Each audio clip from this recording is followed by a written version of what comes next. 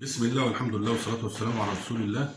برضو من الدروس المستفادة في الوادي الجديد أو من خلال تجاربي الشخصية، إن أنت لو جيت تقع محدش يقف جنبك. لو جيت تقع محدش يقف جنبك، فمن باب أولى بقى ما تقفش جنب حد. للأسف الكلام دوت مخالف للدين، مخالف للأخلاق اللي احنا اتربينا عليها، مخالف للمبادئ اللي احنا عشناها. بس هو ده للأسف ده الواقع. يعني ممكن الواحد يكون بيتكلم الكلام دوت وهو زعلان من جواه وهو متضايق، بس للأسف الشديد هو ده الواقع. وهو ده العيشة اللي انت هتيجي تعيشها هنا في الوادي الجديد. ما تقفش جنب حد. ليه؟ لأن انت لو جيت تقع محدش هيقف جنبك. والموضوع ممكن يكون بسيط جدا، والموضوع البسيط ده هو متوقف عليه حاجات كتير كبيرة جدا في حياتك، ومش هتلاقي حد يقف جنبك. يعني مثلا ممكن تكون زرعتك واقفة على 10,000 جنيه عشان ترويها مثلا، وانت صارف على الزرعه دي زي ما قلت لكم في الفيديو اللي قبل كده مثلا مئات الالوف، ووقفت معاك المره دي على 10,000 جنيه. مفيش حد هيديك 10,000 جنيه. ده 10,000 جنيه يعني ده انت وقفت جنبهم بملايين بمئات الالوف. انت عملت معاهم مواقف. انت مش بتطلب من فراغ، انت بتطلب بعد مواقف كبيره انت عملتها.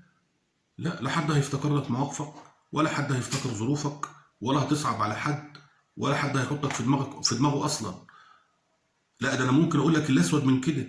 لا ده في ناس هتبقى مبسوطه ان انت بتقع وهم واقفين، في ناس هتبقى فرحانه ان انت بتفشل وهم ناجحين.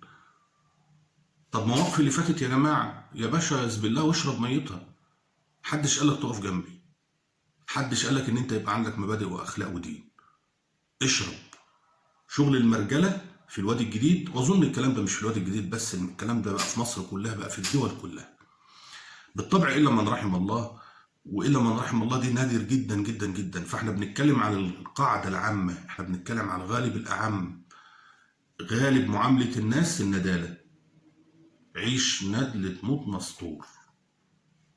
دي مفيش فيها كلام. هو درس قاسي، بس انت لو جيت الوادي الجديد هتعيشه. درس قاسي جدا. ليه؟ لانه مخالف للدين ومخالف للمبادئ ومخالف للاخلاق اللي انت اتربيت عليها. بس للاسف الشديد ما تعرفش عن الناس ان انت معاك فلوس اصلا، عشان ما حدش يطلب منك فلوس سلف. احنا بنشوف ناس هنا اقسم بالله العظيم، وناس فالحه جدا، وناس يعني الحمد لله ربنا ساترها معاهم.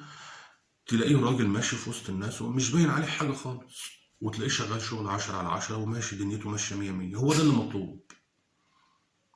يعني انت تمشي معاه تبقى نفسك تديله فلوس سلف من غير ما يطلب منك. بس هو ما بيطلبش فلوس سلف من حد، وتلاقي دنيته ماشيه وشغله ماشي.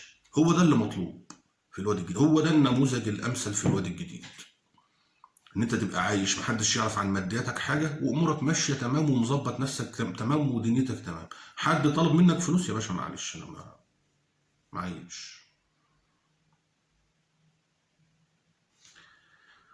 اقسم بالله العظيم درس مهم، وان كان درس فيه نداله وفيه قله اخلاق، بس للاسف ان هو ده الواقع. السلام عليكم.